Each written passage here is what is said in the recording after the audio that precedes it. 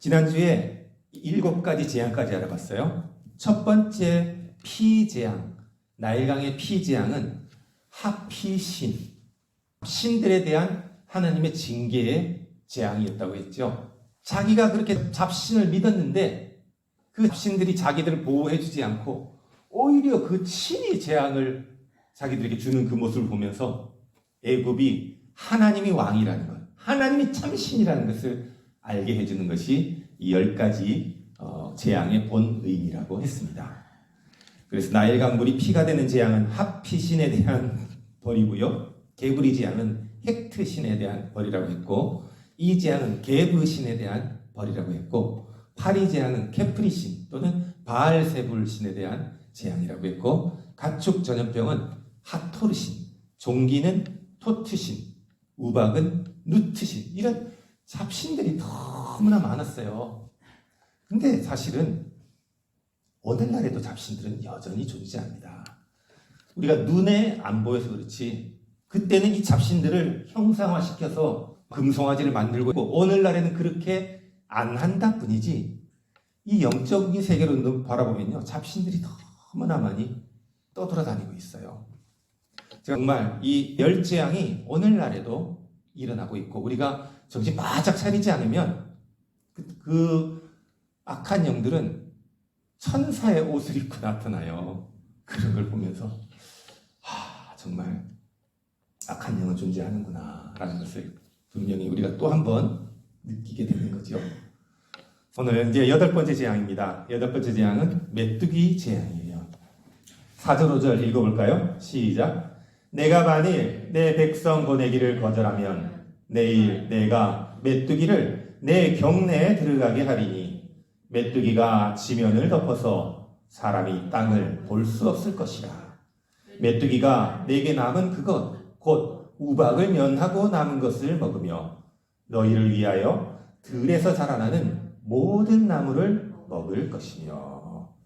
7재앙은 우박재앙이었어요. 그래서 우박재앙을 통해서 하나님이 또 벌을 주시고 만약에 우박이 남은 것이 혹시라도 있다 할지라도 메뚜기가 와서 다 쓸어버린다는 거예요. 메뚜기 재앙은 정말 무섭습니다. 펄벅의 돼지라는 소설에 보면 메뚜기가 들판을 초토화시키는 장면이 나와요. 그래서 지난 주중에 펄벅의 돼지 영화를 보는데 와 정말 참혹하더라고요.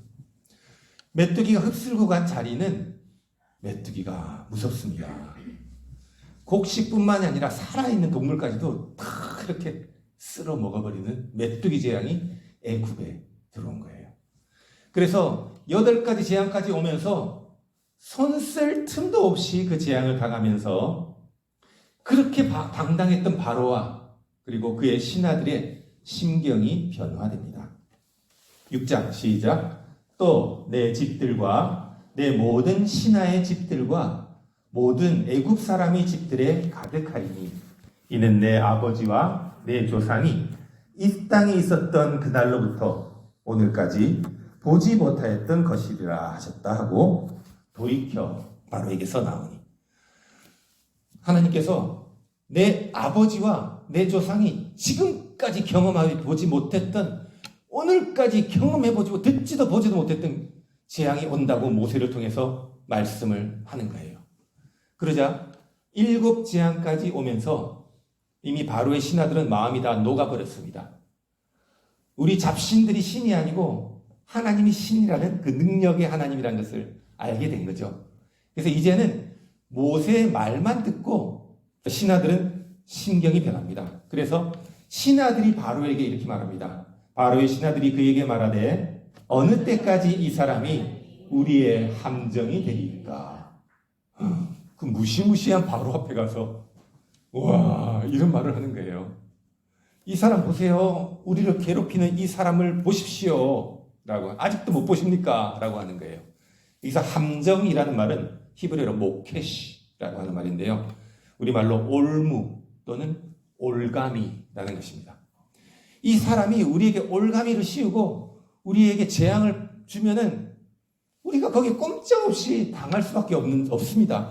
언제까지 이 사람이 우리의 올가미가 되고 우리의 함정이 되게 하십니까? 라고 답답한 심령을 토로하고 두 번째 또 이렇게 말해요. 시작. 그 사람들을 보내어 그들이 하나님 여호와를 섬기게 하소서.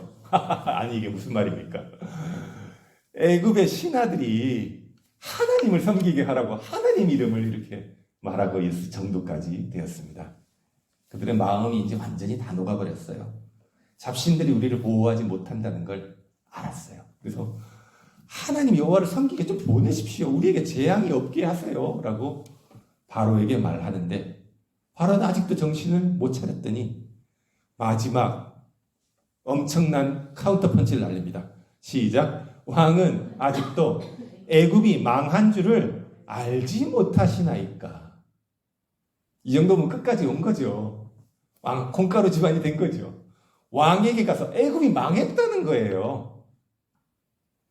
바로는 태양왕이에요. 그때 신이에요. 태양 신이에요. 자기들로서는. 근데 그 바로 앞에 가서 애굽이 망했다. 아직도 모르느냐. 하나님 여호와 섬기게 하라. 이건 당신 신 아니다. 이런 얘기거든요. 그런데 바로도 이제 8번째까지 오면서 완전히 포기 상태가 되어서 두 번째는 신하들의 심경 변화가 아니라 바로의 심경 변화입니다. 8절 시작. 모세와 아론을 바로에게로 다시 데려오니 바로가 그들에게 이르되 가서 너희의 하나님 여호와를 섬기라. 갈 자는 누구냐. 아이고 난 두 손 두 발 다 들었다. 하나님 여호와를 섬겨라. 누가 갈래? 이렇게 허락을 한 거예요.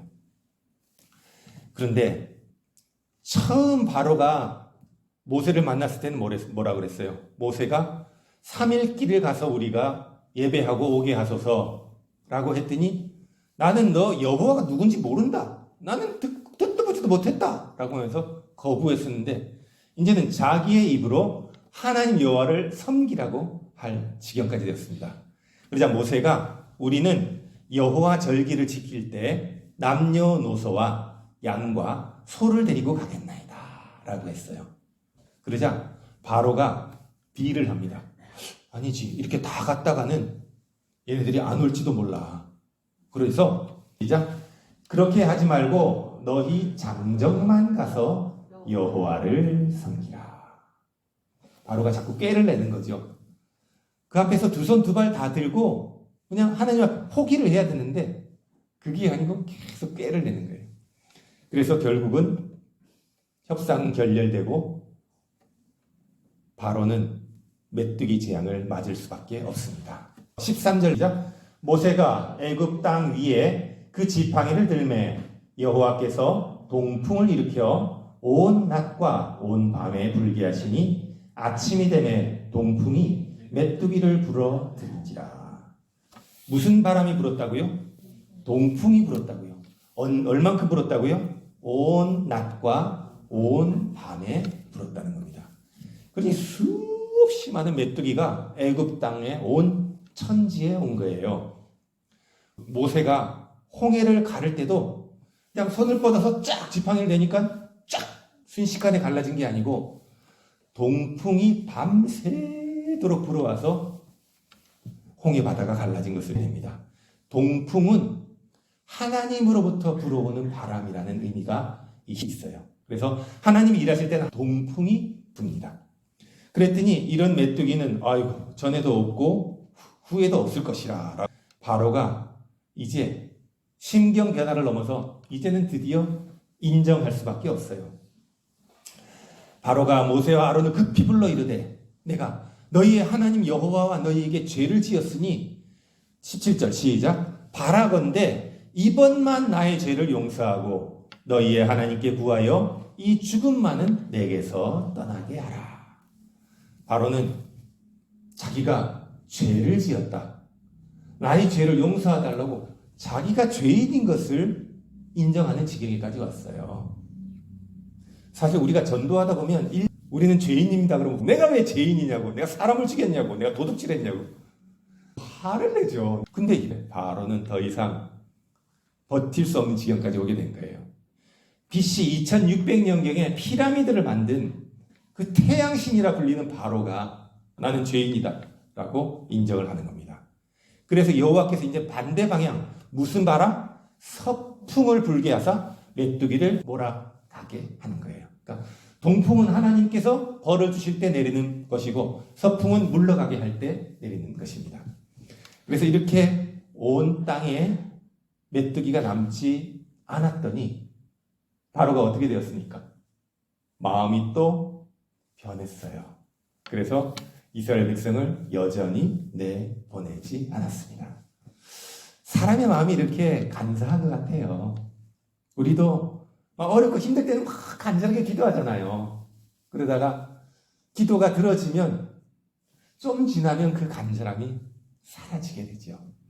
막 병에 걸려서 어쩔 줄 모르다가 병이 낫고 1년, 2년, 5년, 10년 지나면 다 없어지죠. 참 우리가 힘들고 어려운 것이 지나가면 있게 마련입니다. 바로는 다시 완악해져서 9번째 재앙을 맞이하게 됩니다. 9번째는 흑암 재앙이죠. 21절 읽읍시다. 시작. 여호와께서 모세에게 이르시되 하늘을 향하여 내 손을 내밀어 애굽 땅 위에 흑암이 있게 하라. 곧 더듬을 만한 흑암이리라. 모세가 하늘을 향하여 손을 내밀매 캄캄한 흑암이 3일 동안 애굽 온 땅에 있어서 손으로 더듬을 만한 흑암이란 건요. 눈이 앞에 안 보여서 이렇게 손을 뻗치고 이렇게 돌아다니는 거예요. 앞에 뭐가 있는지 한 치 앞도 안 보이는 것이죠. 그 캄캄한 흑암이 얼마 동안 있었다고요? 3일 동안 있었다는 것입니다. 이 3일은 뭡니까? 3일은 요나가 큰 물고기 뱃속에서 3일 동안 캄캄한 데서 갇혀 있었고 예수님께서 장사한 지 며칠 만에 부활하셨어요? 3일 만에 부활하셨습니다. 3일은 완전한 절망을 얘기하는 거예요. 그래서 그럼 4일 아니라서 괜찮네. 그게 아니고 완전한 절망이었다라는 의미가 있어요. 그래서 여러분 성경책에 3일 쫙 줄 끊고 완전한 절망 의미 이런 식으로 해놓으면 여러분이 혼자서 나중에 10년 후에 성경을 볼 때도 맞아 이게 이거지. 바로 그렇게 하기 위해서 제가 디테일하게 설교를 하는 거예요. 3일 동안 애굽 온 땅에 흑암이 있자 바로는 또다시 두 손 두 발 들고 또 딜을 합니다. 다시 제안하는 바로예요. 24절 시작. 바로가 모세를 불러서 이르되 너희는 가서 여호와를 섬기되 너희의 양과 소는 머물러 두고 너희 어린 것들은 너희와 함께 갈지니라. 조금 발전했죠? 남자만 가라 그랬는데 어린아이와 여자는 가라 그러는 거예요. 그러나 양과 소는 놔둬라. 왜? 재산이 여기 있어야 또 돌아올 거 아니냐라고 생각을 하는 거죠. 그러나 모세는 그걸 또 받아들일 수 없죠. 모세가 이르되 왕이라도 우리 하나님 여호와께 드릴 제사와 번제물을 우리에게 주어야 하겠고 번제물이 없는 예배는 없어요. 피 흘림이 없는 예배는 없는 것입니다. 그래서 이 당시에 항상 양의 피를 뿌려서 제단 앞에 바치는 예식이 제사에 꼭 필요했던 것이죠. 그런데 지금 바로는 제사를 지내지 말고 그냥 사람만 갖다가 흉내만 내고 오라고 하는 거예요. 그래서 이 협상은 어떻게 됩니까? 협상은 결렬이 됩니다. 28절만 읽읍시다. 시작. 바로가 모세에게 이르되 너는 나를 떠나가고 스스로 삼가 다시 내 얼굴을 보지 말라. 내가 내 얼굴을 보는 날에는 죽으리라. 협상은 완전히 결렬이 됩니다. 바로는 지금 흑암 가운데 있어요. 근데 이스라엘 백성들이 살던 고센 땅에는 흑암이 없고 뭐가 있었어요? 빛이 있었어요. 그래서 지금 9번째 재앙까지 오면서는 빛과 흑암의 빛과 어둠의 완전한 대비를 보여주고 있는 거예요. 바로는 자기가 어둠 가운데 있으면서도 아직도 자기가 능력이 있는 줄 알고 모세한테 다시는 내 앞에 나타나지 말라고 하는 완악한 모습을 그대로 가지고 있는 것입니다. 제가 설교 시간에 몇 번 여러 화가들, 빛과 어둠을 대비한 화가들의 그림을 보여준 적이 여러 번 있어요. 렘브란트의 그림을 여러 번 보여줬고 저번에는 카라바조의 그림으로 예수님이 이렇게 빛을 비추고 가룟 유다가 이렇게 어둠 가운데 본세고 있는 그런 빛과 어둠의 살 보여줬는데 오늘은 영화 하나를 같이 생각해 보겠습니다. 빛과 어둠을 대비한 영화가 이 쇼생크 탈출이라는 영화 여러분들 보신 적 있죠? 이 쇼생크 탈출에 앤디라는 주인공이 아내를 죽였다고 누명을 쓰고 감옥에 gat혀서 종신형을 선고받습니다. 네가 갇혔던 감옥이 어디냐면 쇼생크라는 감옥이에요. 쇼생크. 그래서 쇼생크라는 감옥에서 탈출하는 이야기를 그린 영화가 이 그림인데요. 이 쇼생크라는 이름은 원래 애굽의 왕의 이름이에요. 애굽의 13조 왕의 이름이 바로 쇼생크입니다. 감독은 쇼생크가 애굽에서 갇혀서 생활하던 그 히브리인들, 노예 생활하고 희망이 없고 절망이고 소망이 없던 그 장소를 지금 감옥으로 이름을 빌려와서 감옥 생활 역시 아무런 희망이 없고 절망이라는 것을 보여주기 위해 쇼생크라는 이름을 갖고 온 거예요. 애굽의 22왕조, 23왕조를 다스린 왕이 쇼생크인데 성경에는 시삭이라고 표현이 되어 있어요. 그래서 솔로몬이 죽은 후에 이스라엘은 어떻게 됐습니까? 나라가 두 쪽으로 나눠졌죠. 북이스라엘과 남유다로 나눠지고 북이스라엘은 여로보암이 다스리고 남유다는 르호보암이 다스립니다. 르호보암 왕 제5년에 애굽의 왕 시삭이 올라와서 예루살렘을 치고 이 시삭이 바로 애굽 왕조 쇼생크예요. 아무런 자유가 없고 아무런 노동력의 대가도 없고 살아나간다는 보장도 없고 절망 속에서 범죄자들끼리 있으니까 얼마나 싸우고 흉악한 일들이 많이 벌어집니까? 그 절박한 쇼생크 탈출의 원명이 쇼생크 레덴션입니다. 쇼생크 엑소더스, 쇼생크 이스케이프 이게 아니고 쇼생크 리덴션이에요. 쇼생크 구원이라는 거예요. 그 감옥에서 도망쳐 나오는 것이 구원받는다는 것이에요. 마치 출애굽에서 나오는 것이 구원을 받듯이 원래 이름은 쇼생크 구원이라는 것입니다. 영화 속에서 주인공 앤디를 통해 구원의 메시지를 보여주고 있는데요. 앤디는 간수들의 세무사 일을 보면서 세무사 일을 봐주면서 약간의 자유감을 얻습니다. 그래서 유명 여자 영화 배우의 포스터를 벽에다 붙이고 있을 정도로 이 앤디는 특혜를 받아요. 그런데 이 앤디가 포스터를 벽에 왜 붙여놨냐면 포스터 뒤에 있는 벽을 뚫어서 터널을 만들어 도망가기 위해서 붙여놨어요. 그리고 감옥이라도 암시장에서 그래서 앤디는 작은 등산용 도끼를 하나 삽니다. 그걸로 계속 구멍을 팝니다. 몇 년간 팠느냐? 20년 동안 팠어요. 20년 동안. 절망의 감옥에서 앤디가 절망하지 않을 수 있는 이유는 내가 탈출할 수 있다는 소망이 있었기 때문에 희망이 있었기 때문에 견딜 수 있었던 거죠. 나중에 교도소장이 앤디의 방에 가서 딱 펼치자 구멍이 나왔고 도끼를 어디다가 숨겼나를 봤더니 성경 속에서 숨겨놓은 거예요. 성경이 구멍을 파서 이렇게 도끼를 숨겨놨는데 그 장이 출애굽기 1장이에요. 그러니까 감옥은 이미 성경의 모든 모티브를 이 영화 속에 다 집어넣어 놓은 것입니다. 그러나 사실 앤디가 20년 전에 처음 들어왔을 때는 종신형을 선고받았거든요. 자기가 빠져나갈 것을 기대하지 못하고 앤디는 어둠 가운데 있었습니다. 자기가 아내를 죽이지는 않았지만 아내를 죽게 한 거나 마찬가지라는 자책감 속에 시달리고 있었어요.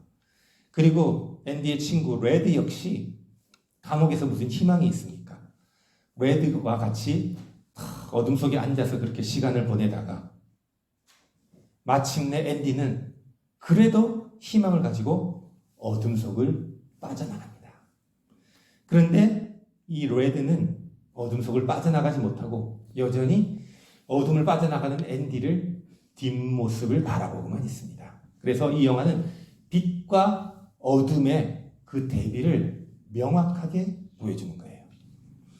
레드는 앤디의 모습을 보면서 자기도 빛 가운데 나오려고 이렇게 걸어가다가 멈춥니다. 그래서 빛과 어둠의 경계선 상에서 이 레드는 서 있는 거예요. 저는 이 모습 보면서 우리 그리스도인들도 이렇지 않을까라는 생각을 합니다. 빛 대신 하나님, 빛 대신 예수님, 빛 대신 성령님을 만나러 교회까지 오고 신앙생활도 10년, 20년, 30년, 50년 하지만 여전히 빛과 어둠의 경계선 상에서 양다리를 걸치고 어찌할 바를 몰라서 떨쳐내지 못하는 모습으로 살아가는 사람들이 혹시 있지는 않은지 저는 이 모습을 보면서 그것이 탁 떠오르더라고요. 사랑하는 우리 성도님들, 어둠 가운데 거하고 있는 사람이 있다면 주님이 빛 가운데로 나오시기를 초청합니다. 지금 9번째 재앙, 흑암 재앙입니다. 흑암 재앙이 이렇게 지금 몰려오고 있는데 흑암이 어디서부터 몰려오고 있어요? 동쪽에서부터 몰려오고 있어요. 그러니까 이 그림을 그린 화가는 성경을 잘 이해한 화가예요. 동쪽에서부터 흑암이 이렇게 몰려오고 있는데 이스라엘 백성들도 빛과 어둠이 이 경계선 속에 있었어요. 흑암이 몰려와서 고센 땅은 빛 가운데 있었지만 이스라엘은 출애굽한 다음에 뭐라고 말합니까? 애굽에 있을 때가 좋았다. 그때는 맛있는 것도 먹었다. 여기서 맛없는 것만 먹는다. 이런 말들을 하고 빛 가운데 출애굽을 했으면서도 여전히 마음은 어둠 가운데 있는 사람들이 이스라엘 사람들입니다. 우리 그리스도인들은 어떤가요? 제가 교회를 개척하고 어느 여자 전도사님이 오셨죠. 그냥 2년간 성경 공부하는 데 가서 공부해서 전도사로 활동하고 싶다 그래서 전도사 임명을 직분을 맡겼어요. 근데 그분이 한두 달 지나더니 목사님 나 전도사하기 싫어요. 이럴 것 같으면 전도사 안 해요. 라고 화를 내더라고요. 본인은 전도사가 돼서 자기가 좀 이렇게 막 사람들 다스리고 사람들 하고 이렇게 하는 그런 것만 좋아했나 봐요. 근데 해도 보니까 어렵거든요. 힘들거든요. 이럴 것 같으면 나 권사가 더 좋아요. 그런 얘기를 하더라고요. 그래서 너무나 안타까웠어요. 그 전도사의 귀한 직분까지 받았으면서 왜 그렇게 하느냐고 많이 격려를 해줬는데 결국은 교회를 떠났어요. 가서 이제 권사가 다시 되었어요. 이스라엘은 출애굽을 했는데 그들이 쓴 나무를 먹고 애굽에서 노예였지만 맛있게 먹던 때가 좋았다라고 여전히 어둠 가운데 있는 모습을 보게 되는 겁니다. 예수를 믿어도 예수 믿기 전이 좋았다 이런 사람들이 있을 수 있어요. 예수 믿어서 잘 될 줄 알았더니 더 안 됐다 이런 사람들이 있을 수 있어요. 그러나 그 사람은 진정한 빛을 보지 못하는 사람이에요. 진정한 진리의 빛을 보지 못하고 이 땅에서 잘 먹고 잘 누리고 잘 사는 것만 초점이 땅에 있기 때문에 하늘을 바라보지 못하는 것이죠. 오늘 이 애굽의 9번째 재앙 흑암을 보면서 아까 쇼생크 탈출의 앤디와 브래디의 모습을 보면서 예수는 믿지만 빛과 어둠의 경계선 상에서 있으면 그 어둠의 경계선을 벗어나서 진정한 온전한 빛 가운데 거하기를 축복합니다. 찬양할까요? 빛이 없어도 환하게 다가오시니 주 예수 나의 당신. 내가 살아가는 것이 빛이 없어 보여도 절망밖에 없어 보여도 환하게 다가오시는 주님을 바라봅니다. 빛이 없어도 환하게 다가오시는 주 예수 나의 당신이여. 음성이 없어도 똑똑히 들려주시는 주 예수 나의 당신이여. 당신이 계심으로 나는 있고 당신의 노래가 머물므로 나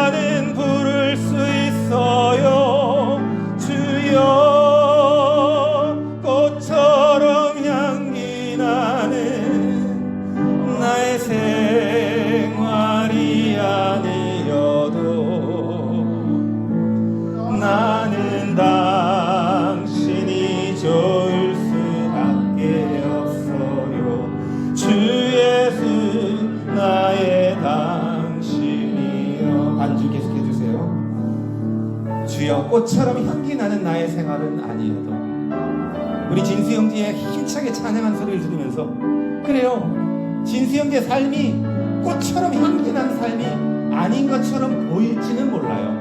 그러나 그것은 어둠 가운데 있는 사람들이 보는 눈입니다. 진수 형제 마음속에는 하나님으로 인한 밝은 빛이 있기 때문에 사람이 볼 때는 꽃처럼 빛나지 않을지 몰라도 나는 하나님이 좋을 수밖에 없다는 그 찬양의 마음 그대로 살아가는 진수 형제를 보면서 우리가 힘을 얻고 위안을 얻고 놀라운 은혜를 얻는 것이죠. 하나님은 때때로 우리가 힘든 가운데 거한다 할지라도 우리를 놓지 않으시고 제 마음속에는 늘 하나님만 계시면 되지 무슨 상관이 있냐. 권사님 너무 감사해요. 하나님 만난 게 이렇게 자기는 행운이라고 맨날 얘기하는 그 심령이 빛 가운데 있는 거죠. 10,000명 20,000명 교회 가서 아무 말 없이 예배만 드리고 왔다 갔다 하는 게 무슨 의미가 있습니까? 사람들을 보면서 너무나 행복합니다. 우리 교회는 하나님의 빛이 함께하는 교회임을 믿습니다. 2절 찬양합니다. 나는 비록 가진 건 아무것도 없어도 나는 없어도 당신이 곁에 계시면 나는 언제나 있습니다. 나는 있어도 당신이 곁에 없으면 나는 언제나 없습니다. 당신이 계심으로 나는 있고 당신의 노래가 머물므로 나는 부를 수 있어요. 주여 꽃처럼 향기 나는 나의 생활이 아니어도 나는 당신이 좋을 수밖에 없어요. 주 예수 나의 당신이 주여 꽃처럼 주여 꽃처럼 향기 나는 나의 생활이 아니어도 나는 당신이 좋을 수밖에 없어요. 주 예수 나의 당신이요. 하나님 아버지, 오늘 애굽의 왕 바로의 모습을 보면서 세상 권력 다 가지고 세상의 모든 것 다 누리면서 살아가던 바로, 그러나 하나님의 빛 가운데 거하지 못하고 10가지 재앙을 보면서도 여전히 완악하여 어둠 가운데 있는 바로를 보았습니다. 우리가 예수 믿으려고, 예수 믿고 복 받으려고 교회까지 나왔지만 예수 믿는 복보다 세상의 복이 더 좋아서 이스라엘 백성들이 출애굽하고 나서도 애굽에 있을 때가 더 맛있고 더 좋았다라고 하는 것처럼 빛과 어둠이 경계선상에 놓여있는 성도들이 있다면 진정한 빛이요 진리이신 하나님을 이 시간 다시 만나기를 소원합니다. 세상에는 꽃처럼 향기 나는 화려한 모습은 아니라 할지라도 하나님을 모시고 하나님의 빛 가운데로 걸어가는 우리 교회와 우리 성도들 되게 하소서. 예수님의 이름으로 감사하며 기도드립니다.